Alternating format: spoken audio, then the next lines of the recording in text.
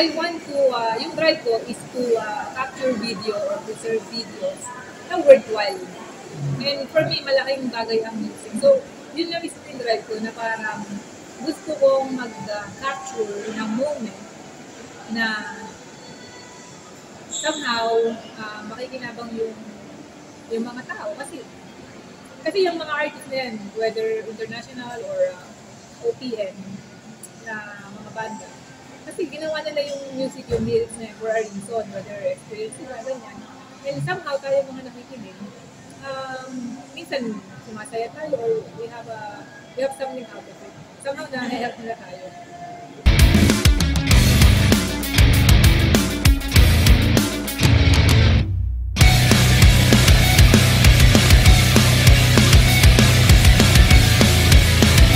Hello everyone, this is Kian from the Reaper Rocker and welcome dito sa Reaper Talks. This is the new segment ng Reaper Rocker wherein we are interviewing different personalities, social media influencers, content creators, gamers at iba pa. So on this pilot episode ng Reaper Talks ay makakasama natin ang content creator na si Eurasian April. So, pag-uusapan namin ang mga bagay-bagay sa mga kanyang content at ang mga kanyang experiences sa mga gigs. So, if you're excited to watch this video, don't forget to subscribe to my channel and follow our social media accounts. Kaya, simulan na natin to. Eurasian April is a YouTuber. She have a solid subscriber on her channel. Her content focuses on different live gigs, particularly on rock and metal events. She shares some of the footages on the concert, and recently she had attended the Pulp SummerSlam. Also, she do live vlogs as well. Let's know her more. So, ayun. Kasama natin ngayon si Raish para pag-usapan ang mga iba't ibang bagay sa kanyang mga contents.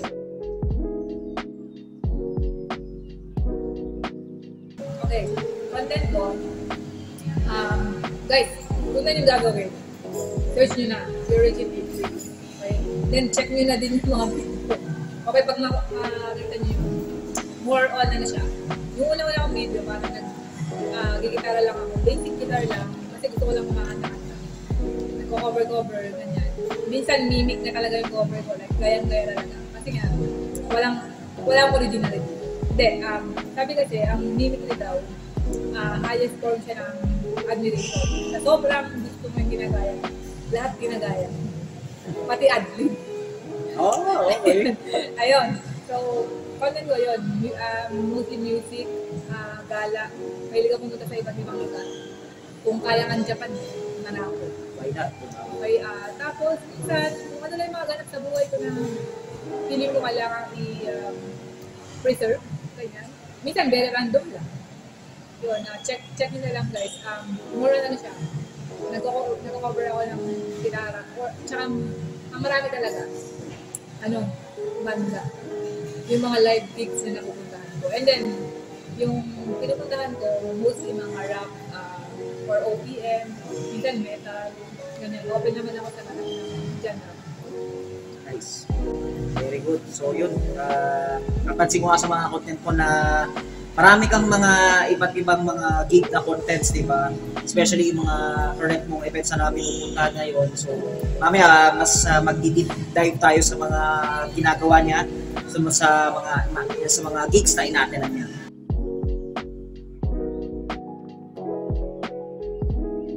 Okay, well, yung drive ko is, siguro yun nga, kasi sobrang dami nangyayari dito sa mundo. Hindi lahat, whether masama yan or maganda, diba?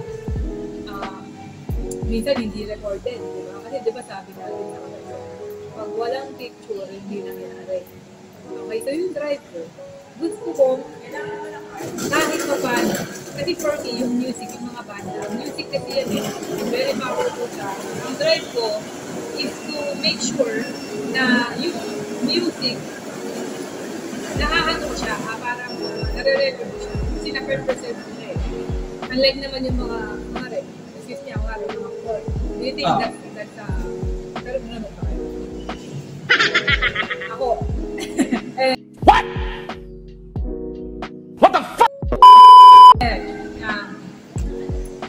Parang, I want to, yung drive ko is to capture video or preserve videos na worthwhile. And for me, malaking bagay ang music. So, yun lang is yung drive ko na parang gusto kong mag-capture ng moment na somehow makikinabang yung mga tao. Kasi yung mga artists na yan, whether international or OPM, na mga banda, kasi ginawa nila yung music, yung lyrics na yun for a reason, whether experience sila, ganyan. And somehow tayo mga nakikinig, minsan sumasaya tayo or we have something out of it. Somehow na-help nila tayo. So yun yung drive ko. Tama yan, kasi capturing the moments, especially with the concert events, di ba? It's like preserving a memory. So, goods yan.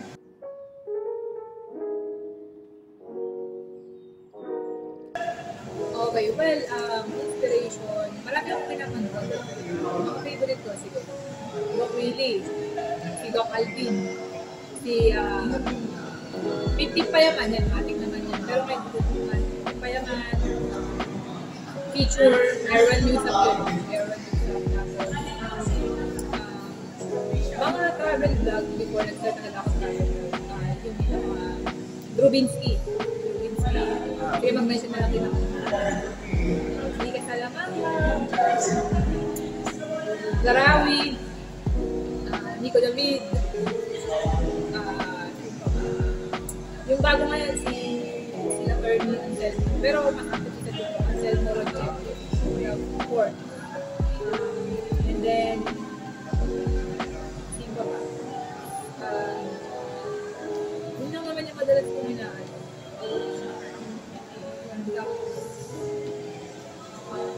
Flip na pinapanood ko din, yung mga iba. Yan, yun lang, sobrang dami ko pinapanood minsan eh. Minsan hindi ko nakanood. Kami na naka-offline din sa akin. Pero kung inspiration naman, si Rachel Tigre. Kilala niyo ba yun? So, ako yun ah. Nice.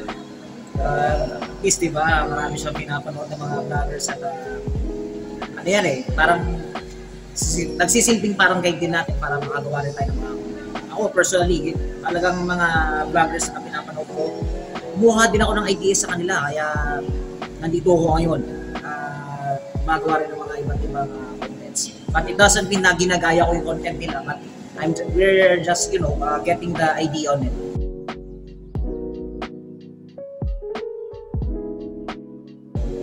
Okay, well, yung challenge ko siguro, ito may naisip na ako. Kasi ganito yan, bago yung channel ko talaga ngayon, way back, may mga nagawa na akong channel right before, not before YouTube is booming, parang booming. Kasi, booming pala po. Dati gumagawa ko ng kasi may laptop yung dito ko. May ako sa music, tapos gagawa ko ng lyrics yan. Umabot ng 6,000 na yung likes niya, nung binalikan ko, nakalimutan ko yung password. So yung challenge sa akin doon, siguro may mga 3 na ako nagawa na video. Kasi nakalimutan ko yung password lahat. And then yung viewership yung isa, tsaka yung subscriber, ang dami. Kasi nga mga lyrics yun. Pero nung binalikan ko, hindi ko na maalala dito ng ma-retrieve. May copyright din. Kasi nga kanta. Pero yun nga, ang challenge siguro doon. Hindi ko na-maintain yung isang channel, ang dami. Kaya yung ngayon, medyo binawork. Tapos, paano napagtukumpayan yun? Nagpo-focus na lang ako sa isa kong channel ngayon. Parang nun na lahat, halo-halo. Pili na lang kayo.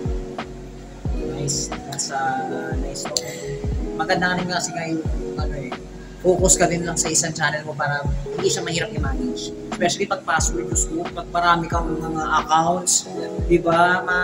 Pwede mo talaga makakalimutan. Dagdag mo pa mga iba pang mga password. May PIN code ka sa ATM, may password ka sa Word ng mga iba't ibang tools, may password ka sa mga lahat ng government agencies. Di ba? Kahit sabi mo pare-pares ng password, minsan yung iba dyan, kailangan mo magpalit regularly. To the point, up to the extent na minsan yung isa sa mga accounts na nalilimutan mo na. Kaya sayang kung may mga marami ka ng views, di ba? So yun.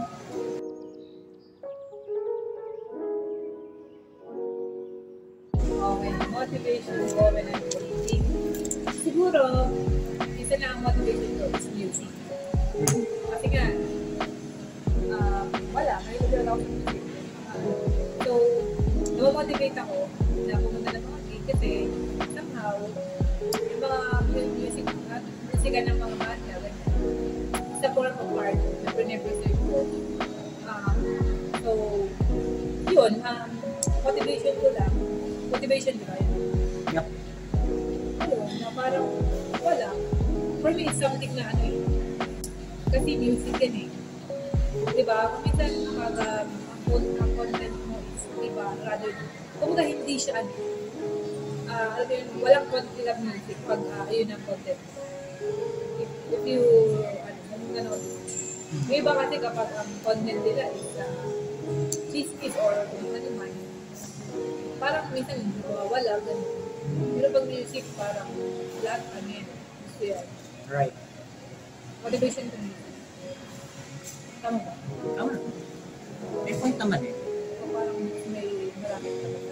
Pero yun yung isang, Pero hindi, may point siya. Kasi regarding nga sa music, kung yun yung talaga nagda-drive sa'yo, di ba? Pag-attend ng gigs, di ba? Kung saan ka nakaka-find nung parang masaya ka, then that would be your motivation. So regarding dun sa question mo, may point ka dun, no? Yung, kaya nga bago anong gigs, kasi nga, masaya ka dun sa ginagawa mo, di ba? That you are attending gigs and you are capturing every the moment ng mga ano man yung ganap mo sa gig na. So, yeah, mag-add din ako doon. Actually, formation ng escape na, yun nga, work tayo ng 5 days, then 2 days. Ano na, tutulog ka lang, gigising na, mag-work ka na naman. So kasi pag nakikinig ako ng mga live, nag-chill talaga ako. Relax, ganyan, chill lang. Kasi napaburn out ako agad. Kaya, yun, music. ako, na talagang the music kills na ika nga nila. So, may point.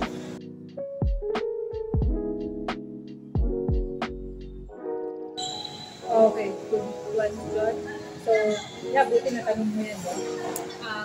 Well, kapag nakita mo yung channel ko, and isa kang otaku ba o otaku or weeb or what, somehow magkaka-idea ka eh. Kasi yung you're reaching April, syempre sa daming anime mo na manood, nakikita mo talaga na manood mo na yun. And bakit may reach yun? Sabihin mo ba, bakit reach yun? Lie yan lie. Ganon.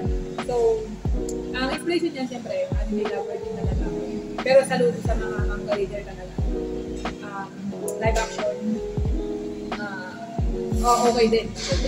Parang nangyayari, hindi lang mga Hollywood or hindi mga novel din na mga live action yun. If you will notice, from anime na naging live action, di ba before, ang most common din mga novel, Oo. or mga Hollywood, o mga Wattpad din, ngayon, even na anime naging live action yun. Mostly ganun. So, ang inspiration nun, yung Your Reaching April, gusto kong somehow na associate yung sarili ko na isang anime lang, kahit hindi ko sinasabi. Kasi yun na yung name. Pinalitan ko lang yung lie ng pangalan ko. Kasi ayoko yung lie. Ayoko na sinungaling. Pero ako sinungaling ako, minsan. Kumbaga ayoko lang yung idea na na may kasinungalingan. Kaya, kasi ako parang, gusto ko, ayoko lang sinungaling. So, yun na lang, Your Reaching April. And then April, dun, birthman ko kasi yun. So, nandun na, parang anime lover, pinanganak na April, and then, yun, Your Reach in April. Yun, sa anime siya, pero, actually, hindi ko naman din talaga favorite ng Your Reach in April. Parang kinuha ko lang yung na anime, din siya ganun ka-favorite, pero gusto ko lang in-associate yung name ko sa anime, kasi I love anime. May mas favorite pa ako na ibang anime. So basically, it's coming from the yun nga, sa Your Light in April talaga Oo, yung yun concept na ng although, guys, for sure napanood nyo na yun. Sad ending siya eh. Sad ending siya. Pero tayo gusto natin. Siyempre, happy ending. Tama naman. May point ka Kaya doon. pinalitan ko yung rage kasi natin. Kasi nga, di ba, napaka-negative yung Your Light in April. Sa lie pa lang, negative na eh. So, gawin natin Malungkot. positive. Tapos malungkot pa yung anime.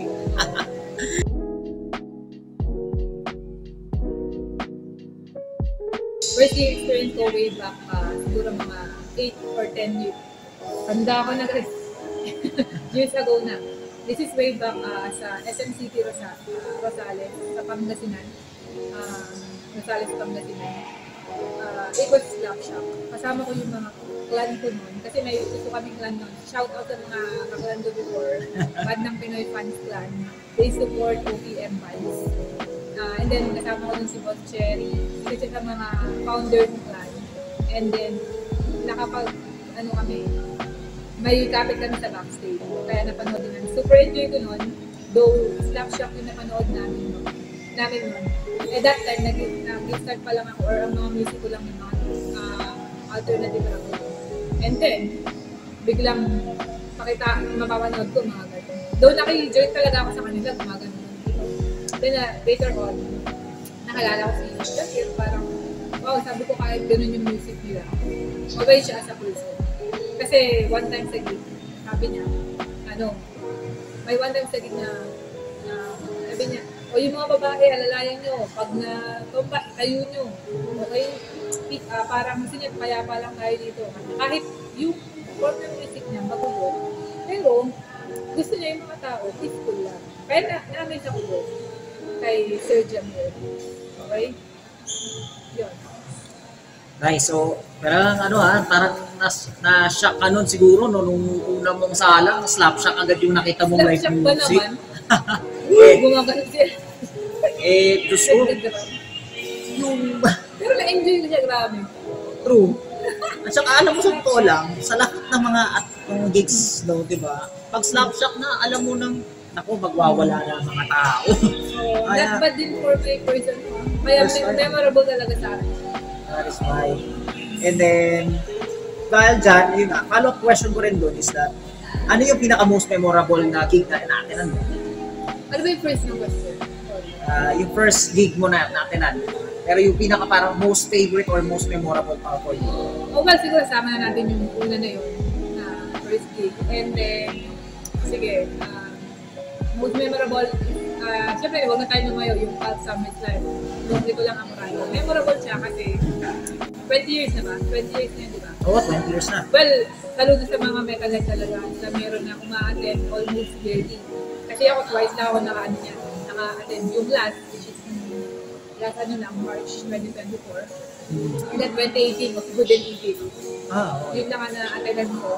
And then nung time, shock pa ako nun kasi nga, although pinapakinggan ko yung music, ang ingay talaga parang medyo religious kasi ako during that time. Pero nakikinig na din ako naman. Pero na-enjoy ko siya. Proud ako na naging part ako din sa Pulse Summer Slam. And sobrang tinitreasure ko yun kasi hindi lahat ng tao isa open sa metal music. May mga sila parang iba ang tingin nila na parang so, ayun, Pulse Summer Slam pinaka-memorable kasi kailan lang siya. Rakrakan din kasi last na. Ay, oo. Rakrakan. Tapos,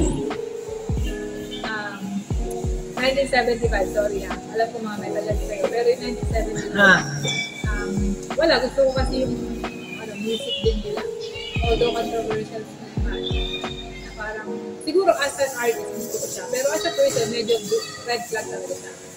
Pero yun, 1975. Kasi alam mo kung bakit. Talagang, inutang ko pa yung pang-ticket ko. Para lang makita ko siya.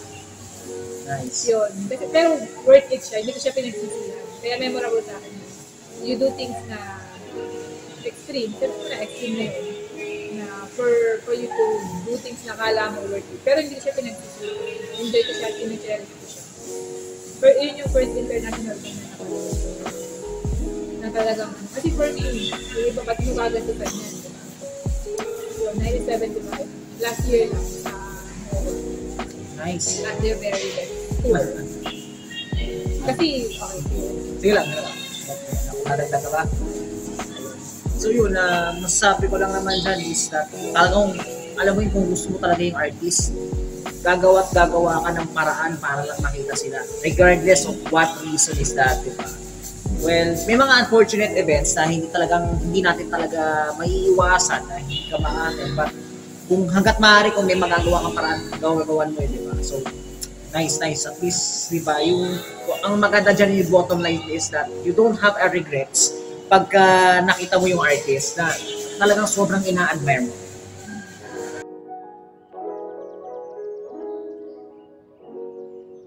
Okay, well, yung plano ko sa content ko sa future, ako kasi gusto ko, masaya na ako na, yun nga, na ako ng gig, nare-record ko siya.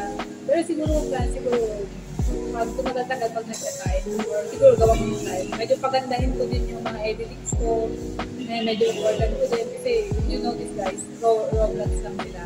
Minsan talagang pinagbibilig-bilig ko lang yung mga clips ko. Siguro more on dagdagan natin ng konting design yung mga ano, and hopefully, sana somehow, yung 1K lang, maka 1K ako malaking bagay. Pero yun nga sabi ko, with or without subscriber, I will still continue to parang kasi parang diary ko siya. So, kung gusto nyo nilalagay yung mga, kasi pinapanood ko siya. Yun lang. And then, yung iba plans ko sa buhay ko, secret muna. Kasi, parang mysterious tayo. Huwag natin ibigay lang. Para abangan nyo yung channel ko, naman, syempre, abangan natin yan kung ano yung mga magaganap sa mga videos niya. So, basta lang, keep on supporting, watching their our videos pati para, alam mo yun, malaking tulong din sa amin yung pagka... share nyo naman, kasi comment kayo like. Or kung hindi nyo talaga betin sa amin, at least kung may kilala kayo na share nyo, baka gusto nila. Tama, yun naman yung malaking bagay doon, di ba? Parang is na, makarinig. So, yun. Let's check out the mosh spots that we could visit for the following days.